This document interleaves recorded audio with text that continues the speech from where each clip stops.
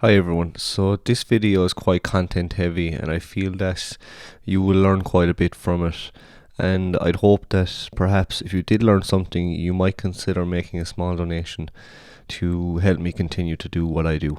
You can do this through my website or through the PayPal link in the YouTube description. Thank you very much, I really appreciate it.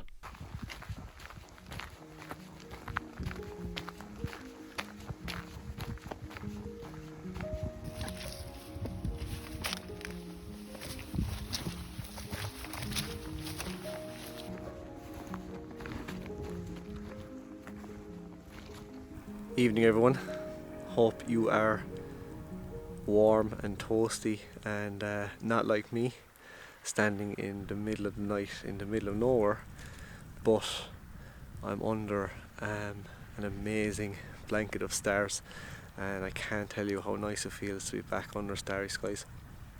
This is going to be another kind of sharp behind the scenes look at what I'm shooting into the post-processing side of things, and I wanted to give you an insight into my astrophotography. Now, I don't do a lot of astrophotography, but I do use particular techniques such as blending foregrounds with skies and some things you may find useful. So I'm out in Connemara and I'm shooting one of my favourite little stone huts, and it's a perfect night. Now, it's actually not a perfect night for astrophotography technically, because the moon that's rising in about 2 hours is a 70% full moon, so that's going to drown out any chance of getting a Milky Way. But astrophotography isn't always about the Milky Way. Astrophotography is about shooting the night skies, and I love shooting the stars. It doesn't always have to be Milky Way. I love just looking up at the sky, seeing those small little lights. It's incredible, and I love shooting them. So clear skies were forecast, and I said, you know what, I'm going to go out now, because I've always wanted to shoot this particular image, and I didn't particularly want the Milky Way. And anyway, the Milky Way is never going to be over this hut. It's always behind me in the east. So I don't know if you can hear the camera, but it's firing off exposures at the moment. I've already taken exposures for my foreground. Now, I arrived late, so usually I'd like to arrive a bit earlier, grab my foreground when the blue hour, when there's still some nice ambient light left. But I was got a bit delayed. I was eating pizza, so got a bit delayed. So I arrived here in the dark. But the high ISO performance on the Z6, along with the techniques I'm going to show you, will compensate for that. So to talk you through my composition, it's very straightforward. Vertical composition, 14mm, right up close to the hut.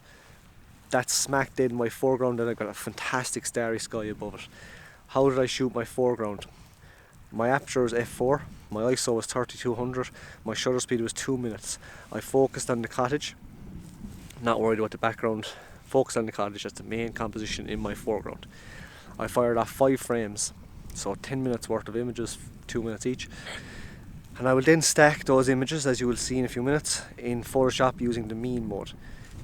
That won't increase the exposure. What that will do is it will reduce the noise, because it will average out the noise across the 5 frames. And that's how I shoot my foreground. My sky, again, same focal length, 14mm. I haven't touched the cameras and I haven't moved it. Same orientation, same position. I'm shooting the sky at 6400, at 20-second shutter speed, f4. F4 is the fastest aperture on those lenses. I don't have a fast lens, I don't have a star tracker, so I'm kind of making do what I have at the moment. 20-second shutter speed I can just get away with. Just tiny star trails, like tiny star trails, but they're still there. But at 14mm I can get away with it. If I was shooting any longer, even 24mm, I'd have to go down to 15 seconds. So I'm firing off frames at the moment. What I'm going to do is I'm going to stack 10 to 15 frames. I like in between 10 or 15 in a program called Sequator. I've already made a video on that, so please watch that video on how to stack images in Sequator. This video is going to solely deal with blending the 2 images in Photoshop and how I colour correct and match up the foreground with the sky, which is probably the most important part. It's probably the part that people struggle with. If you've ever tried to blend the sky with a foreground that were taken at different times, you'll notice that it can be quite difficult. So that's my sky. Again, like, this isn't an in-depth technical astrophotography video. I found the brightest star, I zoomed in on it and I manually focused until that star was a little pinpoint in the sky. and that's how I found infinity focus on my lens. There is an infinity marker inside in the camera itself, which is generally quite accurate. So 10 frames, 6400, f4, 20 seconds shutter speed. Foreground 5 frames, ISO 3200, f4, 2-minute shutter speed. And yeah, that's it. That is my in the field done. That is my in the field shooting finished with. I can see sheep's eyes staring at me, not at all unnerving. So I'm going to keep firing off a few shots here. I saw a couple of incredible meteors passing. One of them just shone bright for like a second, and it started to diminish away. Then it was obviously breaking up as it entered the atmosphere. Incredible sight. So I'm going to enjoy stargazing for the next hour or two, and when the moon starts to appear, I'm going to pack up, head home. But that isn't the end of the video. I'll see you all in Photoshop. Hi everyone, thanks for joining me in this tutorial, and I hope you're looking forward to it, because I certainly am. Last night's shoot was just one of those perfect Astro shoots where everything went right, and which often doesn't happen with astrophotography. So this tutorial is going to go through my full process from stacking the exposures for the sky in sequator to stacking the foreground exposures in Photoshop using the median stack mode to reduce noise, and I will then show you how I blend the two files and get them to match up naturally. Now, I'll have this video broken down into chapters because some of you might be proficient in one area, some of you might not know anything about any of these areas. Some people could be proficient in all of these areas and they just want to check out how I do it. So that's no problem. I'll have it broken into chapters for you. Okay, so here's the files. I've selected 4 exposures for my foreground, and I have 10 exposures for my sky. So you can see obviously these are longer exposures because you can see the blur in the stars, and these are my shorter exposures then for the sky. A bit of lens, I don't know, something in the lens there that can be cloned out anyway, but you can see the sky, nice and sharp stars. Shot at ISO 6400, 20 seconds, 14mm f4, and my foreground then was almost a 2-minute exposure at ISO 3200, 14mm f4. Okay, so the first thing I'm going to do is I'm going to prepare the files for stacking, and I want to increase the exposure on my shadows, or on my foreground exposure. So I'm going to go up by half a stop. I'm going to increase the shadows here. As you can see, we've introduced noise, but don't worry, we will deal with that. It's actually not too bad in fairness. The Z6 raw files are incredible. So I'm going to hold down shift and click the end of my foreground set, and I'm going to click sync. I'm going to check all and synchronize. Perfect. So now all these should be the exact same, which they are. Now for the sky, I am going to just increase the highlights just a touch, and I've increased the shadows a bit just to give the mountain some of the detail in the background. That's to do with matching up afterwards. And I've increased the whites as well. Again, that's to do with matching up, because if you could see the area here, the mountains is brighter, and it's brighter here as well. So I'll discuss that at a later stage. Now I need to export all these as TIFF files for stacking in sequator. So I'm going to again hold shift. I'm going to go to file, export, and I have a folder already named. So I have a folder TIFFs, and this is the stone cottage. So I'll click this, I'll select folder, I'll go down here to my drop down menu and just select TIFF. Okay, not JPEG, not PNG, nothing, just TIFF. Click done. I should have clicked export there. Command Sean. Click export. It'll export those files, and now I'm going to go into Sequator. Sequator is a free program on Windows. If you're on Mac, it's called Starry Landscape Stacker, I think, but it's free. Everyone should be using it for stacking your Astro images.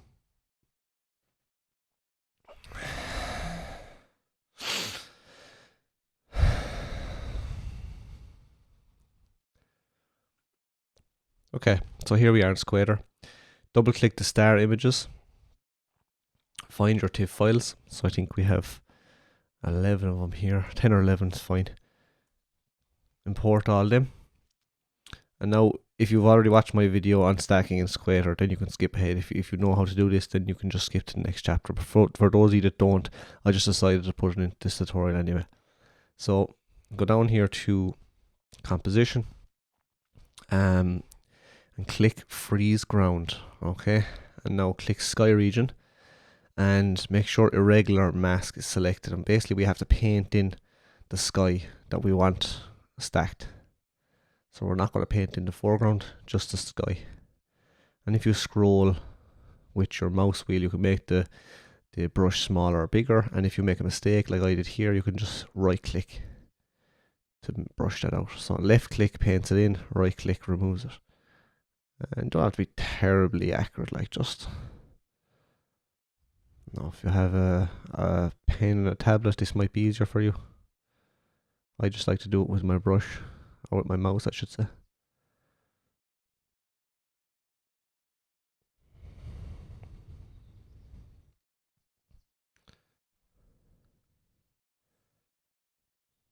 Okay, perfect.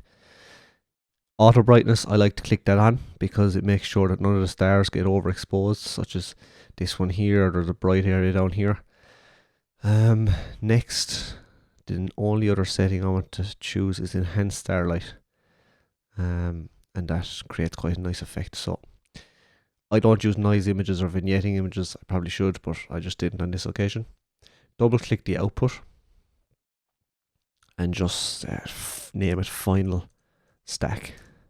Click OK, and that's it. You're ready to blend. So or you're ready to stack, I should say. Hit start. Depending on how fast your computer is, this could take 10 seconds, 15 seconds, 20 seconds. Depends on how many images you're stacking as well. As I said last night, generally 10 to 15 is good for me. And you should see the difference now. So note that this is the single raw file. Okay, and you should see the difference when I click out of this and it gets stacked. It'll reduce a lot of noise in the image and it'll bring out a bit more detail. So hit close. As you can see, we've brought out a lot more detail in the sky and we've reduced the noise as well in the image. Okay, so that's that done.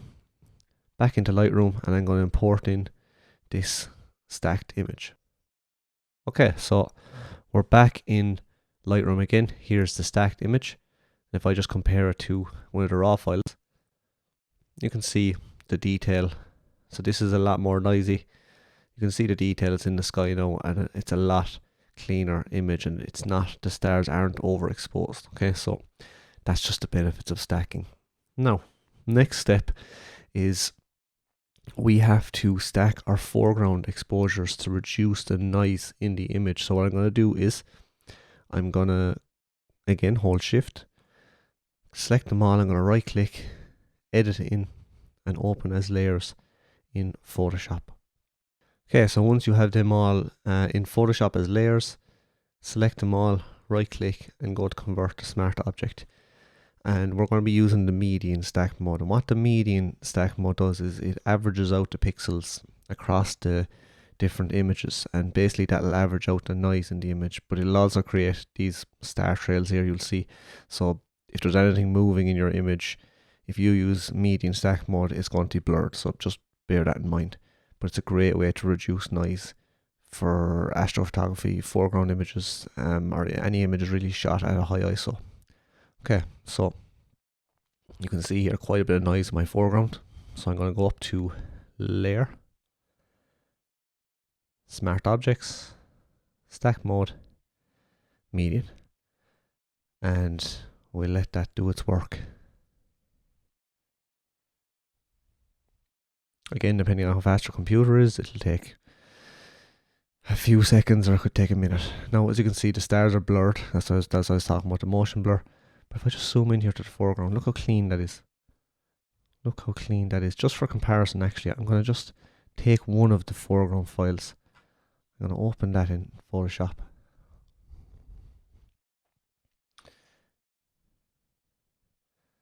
If I just put them on top of each other. So have a look at this. So this is the stacked image using median. Look how clean that's after making it. Even the details after bringing back in the mountains. So that is the benefit of stacking images for your foreground. Okay. Now, I'm going to delete that. That was just for comparison purposes. Okay, so we're ready to blend our exposures. So what I'm going to do now is I'm going to have a look at my sky. I'm going to edit in Photoshop, edit a copy Lightroom adjustments, perfect. Again, so they're open in different windows, so if you have Raya Pro, just hit stack or just drag one on top of each other, and that'll also stack them into the one window for you. Now, here's my foreground, here's my sky. There's a very important tip I can give you when you want to match or naturally match a sky with a foreground, and that's to take note of the area where the sky is going to meet the land, and take note of the white balance and the tonal range of that area, because they're going to have to match up.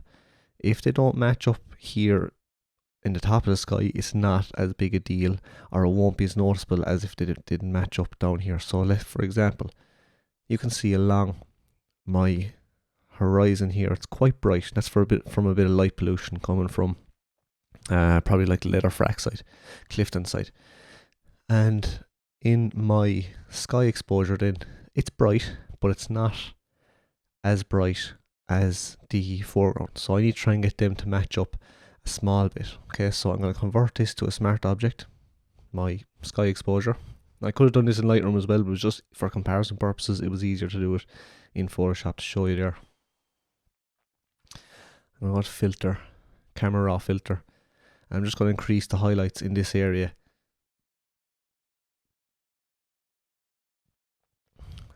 And by doing that, I'm creating a more seamless blend between the sky and the foreground, as you'll see when I actually blend them myself. So I don't want to go too much, I don't want to drown out the stars. Just like that, that's okay. I'm also going to reduce the white balance a small bit. So you have to match the white balance as well. That's okay with me. Perfect. Now, if you look here, the white balance matches up well enough and the tonal value matches up well enough. Okay, so we're ready to blend. I'm going to rasterize these layers so I can work with them. If I can find the rasterize option, there it is. Rasterize layer. I'm going to call this sky. Call this foreground. Okay, perfect. Now, time to blend them. So, drag the foreground to the bottom, leave the sky on top. Check, do we need to do any alignment? We don't. Luckily enough, the camera didn't move an inch. That's perfect. So, what I'm going to do now is I'm going to put a mask over my sky, and I'm going to hit Control and I to convert that mask. Alright, so I'm just going to switch over to my tablet and my pen here now. I'm going to get a paintbrush, which is white, obviously, because I have a black mask over my image. And I'm going to select quite a hard paintbrush as well. And just paint in the sky. No, it's not this easy. But get as accurate as you can. Right, now when you get down to the intricate parts, obviously zoom out and reduce the size of your brush.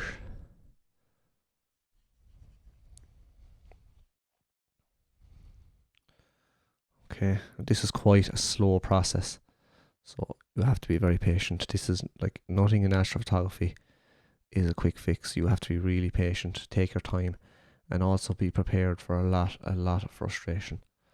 Like, trust me, an awful lot of frustration. You're going to make a lot of mistakes. You're going to be discouraged because you got up in the middle of the night, or you stayed up all night to shoot and you didn't come out with any images that you like, and you messed up your focus and it's noisy, and trust me, you feel like you're the only one that's been there, but you're not. Everyone has been there.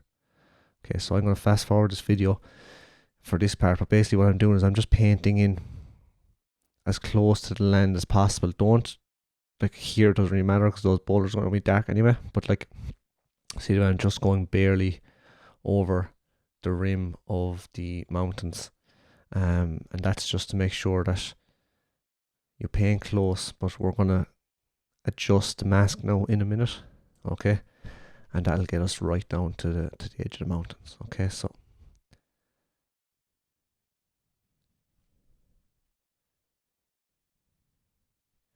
the reason I have a hard brush selected as well is that if this was a soft brush, it would be kind of blending in over the mountains because it's all feathered.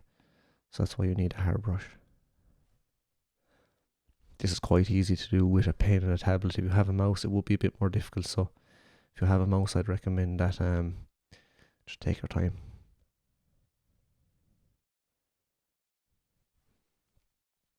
If you make a mistake, just reverse the brush color and paint it back out. Okay, so I missed a bit over here. Zoom back out, check if you missed a bit like I did here.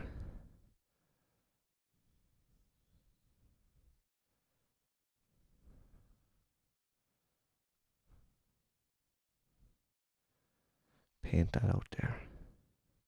We're just painting in the sky. To be fair, like it looks accurate enough as it is.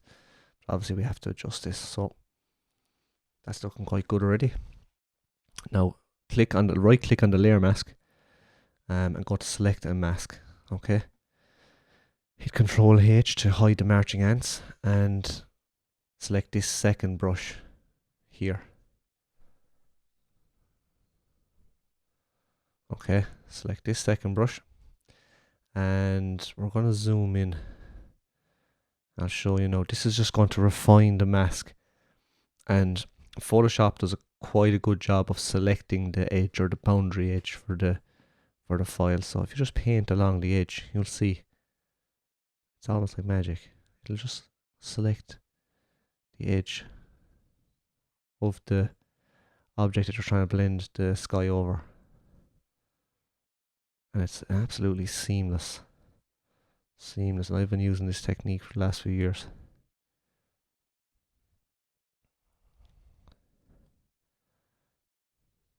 So you can see it's just selecting, it's finding the edge. It knows that's the edge of the roof of the cottage, or these are the edge of the mountains, and that's where I want the blend to finish up. So thank God for Photoshop for making our lives a bit easier.